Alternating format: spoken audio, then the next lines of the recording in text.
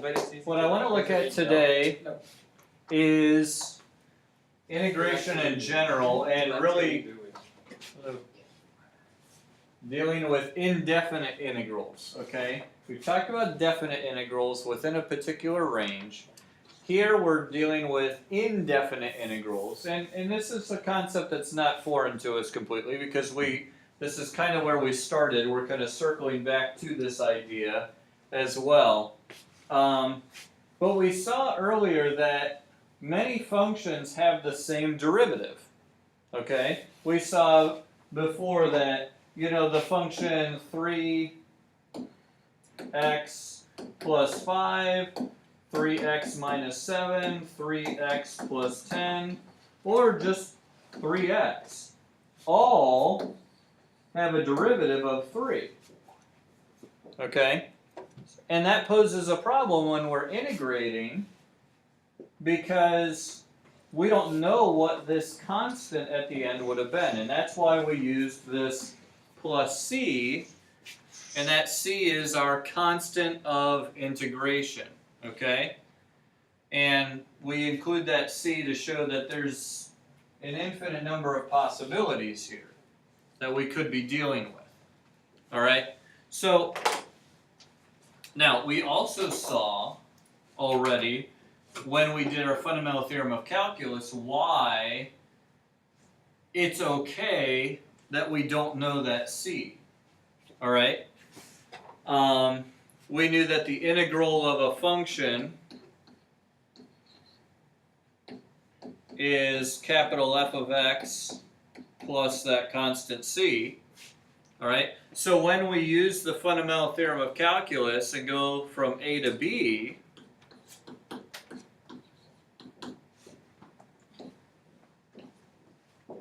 the antiderivative at b,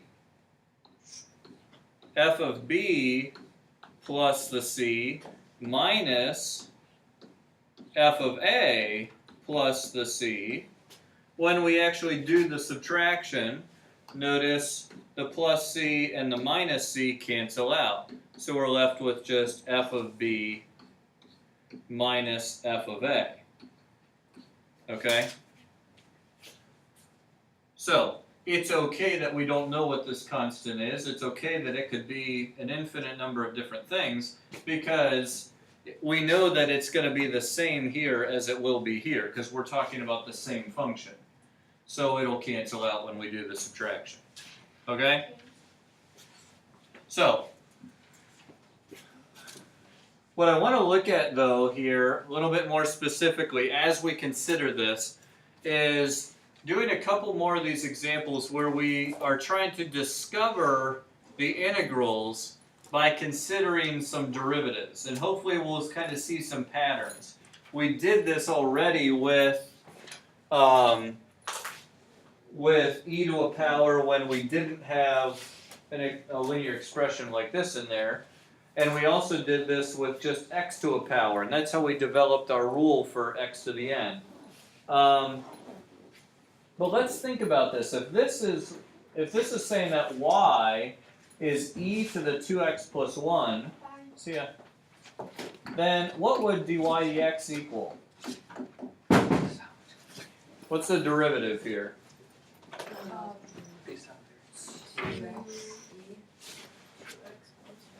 2x plus 1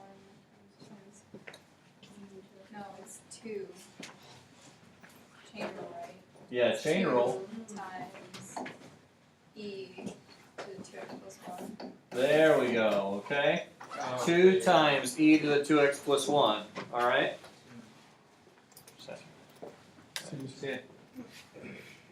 All right, so since that's the case, in order to get e to the 2x plus 1, I'd have to take the integral of 2 times e to the 2x plus 1, right? So what if I'm only taking the integral of e to the 2x plus 1? Well,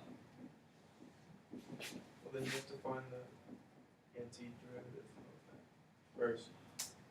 Okay. Wait, I'm confused. If it gives you the original function and then asks you to find the derivative and then find the antiderivative, Isn't that just the original function again? Well, but notice, this has a 2 in it, this does not. Okay? So let's think about our rule here. What if I did this? What if I put the 2 there so I know the integral will end up being this? Am I allowed to just randomly throw a 2 in wherever I feel like it? No. No. But what could I do? Put it over 2. We can put in that over 2 or put in a half, but here's where I'm going to use one of my rules, my constant multiple rule. Remember we said we could pull a constant outside? I'm going to put the 1/2 out here. See that? I just multiplied by 1, 2 over 2. Does that make sense? So, when I take the integral now, I know what this will end up being. Oops, I left out my dx. I know this will just be e to the 2x plus 1. But I also now have this 1/2. 1/2 times e to the 2x plus 1. And then plus c. Okay? I don't understand why you have to take the derivative first in that equation. I Like, mean, why they're would just it trying to show us how they relate. Yeah, it's not that we have to, it's that really at this point in time we don't know enough about integrals to be able to just look at it and go backwards. They're trying to get you to see the connection here between the original function, the derivative, and then the antiderivative there. Okay. Okay, does that make sense? Mhm. I mean, it's kind of like when we said, okay, well, let's think about if this was the answer, what derivative did we have? Well, we had an x to the 4th to get a derivative of this, but when we took the derivative, we would have had this 4 here. So how do we get rid of a 4? We put it over 4. Okay? Kind of the same idea here. How do we get rid of this 2? We put it over 2. Okay? So it's like a new rule we're learning, like Kinda, the yeah. chain rule, sort of. Kinda. Like There isn't anti-derivatives. technically a chain rule for integrals, but yeah. That's the thing, and that's why there are a number of different strategies that can be used for evaluating integrals. And that's because a lot of them, there just isn't any real nice way of doing it. Some of them we have rules for and we're able to do, but especially like if this is not linear, and this is all that it was, just e to the 2x plus 1. If it were, say, e to the 2x squared plus 1, there's no way of really integrating that without using some summing method. You know, they use the trapezoid technique of finding integrals, and where they actually use a sum and a limit as n approaches infinity or whatever. Should we be doing that? No, Thank God. no. In fact, I don't does she even understand why do you that would in do Calc it. Honors? Not that I recall. I don't think so. So, they do it in AP. AP, you have to learn like 3 different ways of doing integrals or whatever, so. But we're just learning the practical and they're keeping it just to this context here. So, sorry, what were you saying? I was just saying I don't understand why you wouldn't be able to find the integral of that if it was 2x squared. Because if you think about, if I had e to the, let's just say e to the x squared, the derivative of that would be 2x e to the x squared. Well, if there was no x in there already, you can't like put an x in, like we just put a constant 2 in, and then we put the constant on the outside. You can't just put an x here and then put an x on the outside, because that, it wouldn't work. Okay. You can't pull variables out. So that's why that doesn't work. And you have to use some other method, but that gets messy. Alright, here's another case though. Notice we have a linear function inside the 4th power. Okay, if I take the derivative of this, what's dy dx? 4 2x plus 1 to the 3rd plus 2. Or Times times 2. Times 2, good, okay. So we end up with a times 8 here, right? Yes. Okay.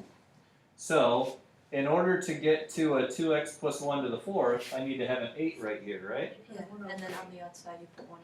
Perfect, okay? And that's all you have to do. And that's all you gotta do. So now I know this is 2x plus 1 to the 4th, but then times 1/8 Plus the plus c. Very good. Okay? Now we are going to look, starting next Monday, at how to just be able to, not given this original function, how to just look at this and be able to come to this conclusion. Alright, but like I said, we'll deal with that on Monday.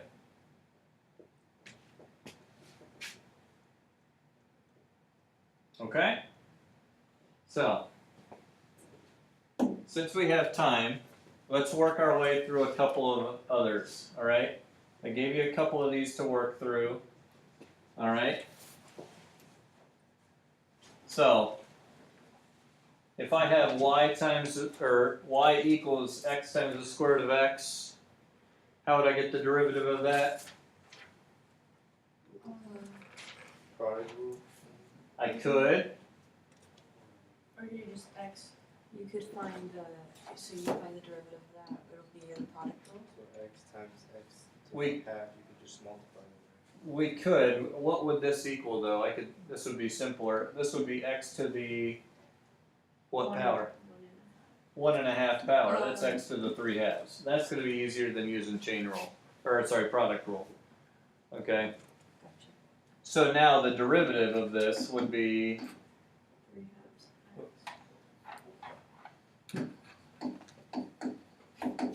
okay, 3/2 x to the 1/2. Good. Alright. So, with that being said, what do we need to do here to find the integral of the square root of x dx? So 3/2 on the inside, Good. Put a 3/2 on the inside. and then a 2/3 on the outside. There we go.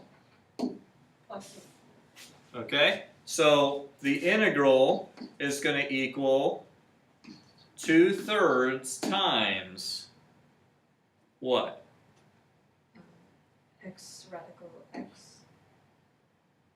X radical x or x to the 3/2, either one. Plus And then c. good, plus the c. Okay?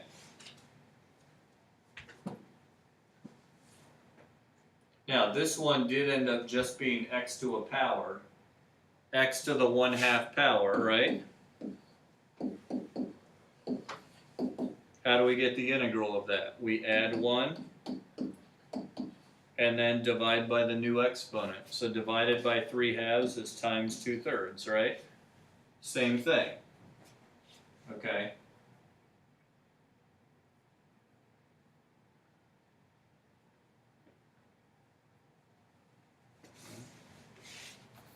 How would you do number 6 here? 1 over, think about this one. If I'm doing the integral of 1 over x root x, X negative 1/2. this would be the integral of x to the what? Oh, well. Sorry, I thought we were talking about the getting the. Oh, X. this Yeah. one. Sorry. Be x to the negative 3/2. Yeah, so do we have to do the whole think about the derivative thing? No, we already know a rule for this one, right? So what is this?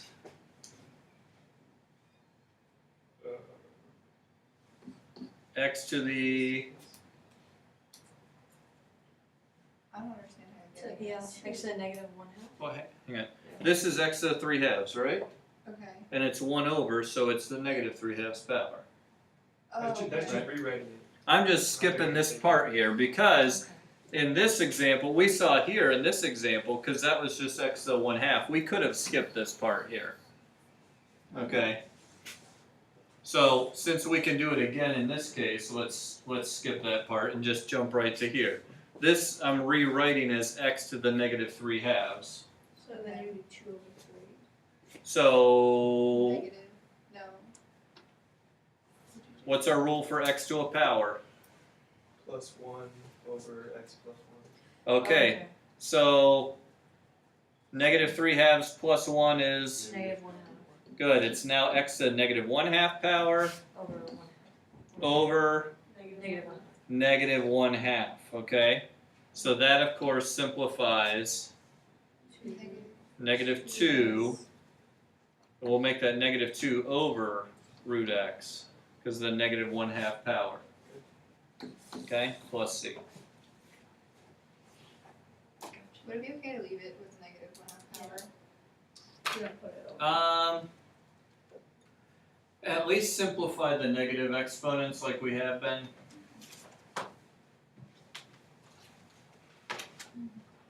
Most of the integral stuff you do, it's more application, so you'd probably be plugging something in at the end anyways, but just to be safe, just get used to simplifying those negative exponents. When you say we're plugging something in, is that they would give you a point?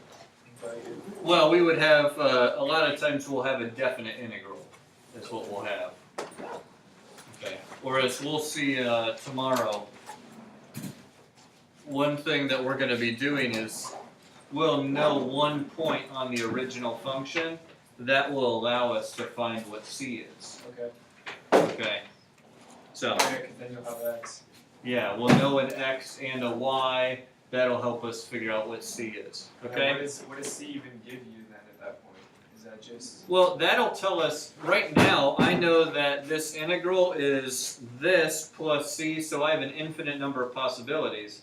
If I know one point on that original function, that'll tell me what c is, and that'll tell me the one exact function that I was dealing with in the first place. Okay? So, there's a couple others here, 2 here, and 3 more here that you can try. Okay? So, give them a shot, see how you can do, okay? Alright, we'll see you tomorrow.